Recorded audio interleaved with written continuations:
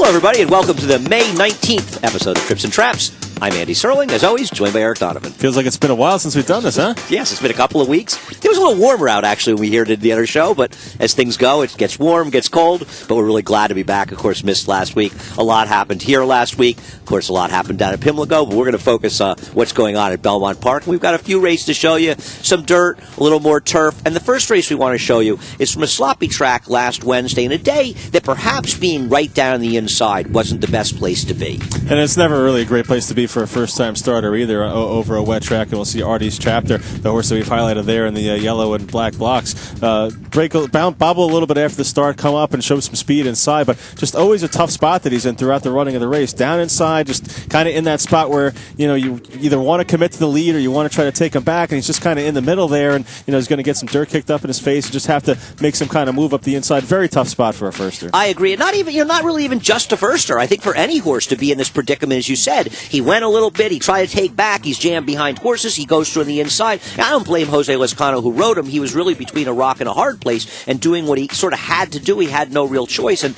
actually the rider, the winner, Jose Espinoza, rode him very well, not going the inside, not giving the opportunity to get outside, and sort of daring him to go inside. But through it all, actually, ARTIE'S Chapter, at some point, as they come in the stretch, he looks like a winner. Yeah, right here, he's got the lead, and he looks like he's going pretty well here, and, things will start to catch up to him late as the rest of the field starts to gather up a little bit here, but he's still, very game. He finishes in fifth position here, beating, I guess, a little more than a length in this spot here, but a very good effort by ARTIE'S Chapter first time out. You wonder second time out if he moves toward an outside post and he's got a little bit of a target to run it, if he'd run better than this. Yeah, and I'm looking at the races that we ran on that day. It's a little hard to tell because there were horses like the winner or in the 2 to 3 path that were able to do fine, but I'm not so sure you want to be right down the rail. Now, the problem is it feels like ARTIE'S Chapter was the kind of first-time star that was cranked up to win first time, and I know you're a big proponent of betting against these horses when they come back, especially when they're short prices, and obviously price is a factor, so you don't know that he'll be able to run his better race, but your point to me is well taken in that if he gets an outside poster, he's in a position where he can control a race. He's going to be very dangerous. He's a firster that ran very well. Yeah, you got to see what else is in the field, too. If he's looking at in a race where there's a couple drop-downs or he might go off a little bit of a price, then, I think he's a little bit more appealing to bet. If he's the horse everyone's centering in on because of his run first time out, then I might be a little bit leery of him. I agree, but I'll tell you, for this condition, the maiden 50s, this was actually not a weak race. It wasn't a super strong race, but I think it was about as tough as it gets. We'll move on and we'll look at another race, and this is a race, the last race from May 12th, another sprint, but we're on the turf. We're on the turf. We're taking a look at Matt's a Giant here beneath jockey Omar Figueroa, and the trouble is going to start pretty soon down the backstretch here. You'll see he's in the green Belmont Sub-Silks with the white cap in mid-pack, but moving backwards at this point here, and going to get in a lot of trouble down the backstretch. Yeah, it's one of these situations where he had a one inside the outside post, and the rider, obviously it's a rider that we don't see around here too much and don't really want to pick on him, and these turfs will be tricky, but you can watch him right here. He's just steadying away between horses, losing position. It's a hard trip to have, and he never gets a comfortable trip. You see it here a couple times steady to ready, and just going to keep bouncing up and down in the saddle there a few more times and just lose some more position, which is so vital in these 6 furlong races. Now, the race does come apart a little bit at the end, as you mentioned to me before we came on, but still, I just think this horse had enough trouble down the backstretch, and we'll see, when they come off the turn into the stretch, exactly where this horse is. He's the widest one in the bunch in here, and also has some trouble in the stretch, which is hard to see in the pan shot, so we'll come back with the head on. But here's Matt's a Giant, widest of all in that white cap. Yeah, and not only is he widest of all, and he was going around the turn there, it's a very tricky race to look at because, of course, the horse who's in front for the early part of the race runs last. It was a hopeless 80 to 1 shot here. The horse who wins it was a long shot, a 21 to 1 shot, who actually sort of attended the pace. So while it kind of came apart at the end, the race itself didn't come apart when it mattered.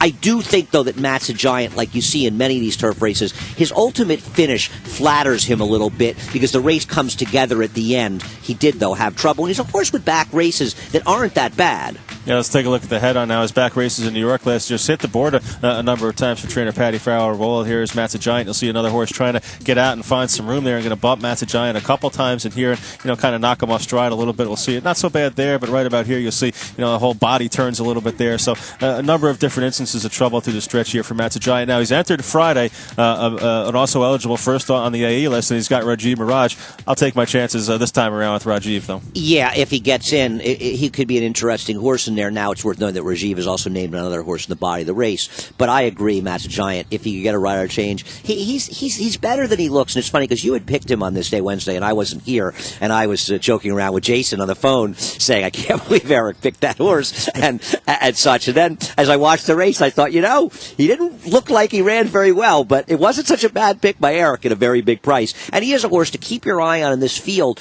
Because as these fields, this group of horses, they could be some tough old pros, but they've been lacking the tougher horses, the Caesar Bewares we've seen in prior years. Yeah, that's a good point. We'll take a look at their final race in the first segment here. A look at a horse named V, who's now gotten into trouble 2 times in a row and is going to be married to by a lot of trip handicappers. Yeah, the problem, V is a classic kind of situation that we show, and it happens a lot in turf races in that, and here's V tucking in third, in that V will appear to have had a tough trip and could have, and some people will say should have won the race.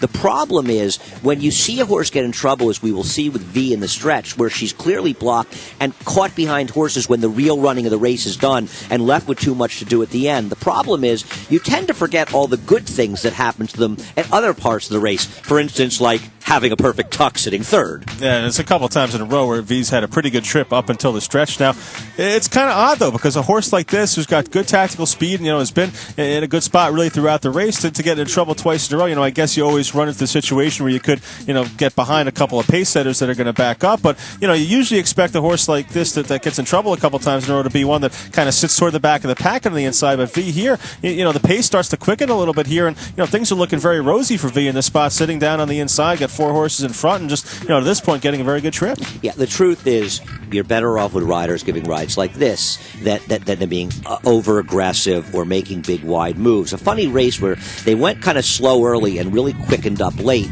a typical sort of turf race, and even though it wasn't that fast a pace, and the winner is circling wide in the familiar Phipps Silks, and the horse who finishes second right inside of her, but V is caught in behind horses here. Not necessarily a bad thing while everybody's making these wide runs, but of course, you need a hole to open up, and it doesn't. No, it never opens up. The rider takes a look outside for a hole. He's got kind of just jammed in there by a wall of horses to the outside and tries to go back inside. Jose Lascano can't find any room inside either. Another horse steadies there. That was Sapphire Mink. Don't really think she was going to do much of have an impact at the end here, but you see V coming on, splitting horses nicely here and gaining at the end. This is a horse that, with a good trip, is bound to win one of these races, probably at a short price. Right. She's a nice filly, and she's okay, and she may well win her next start. Certainly won't be a big price, but it's the whole idea of overrating trouble in circumstance while forgetting to take everything else into account. Overall, I'm not saying she had a good trip, but she didn't have a bad trip overall. You can't just say, oh, she had trouble, she should have won. She could have won, she would have won with a perfect trip.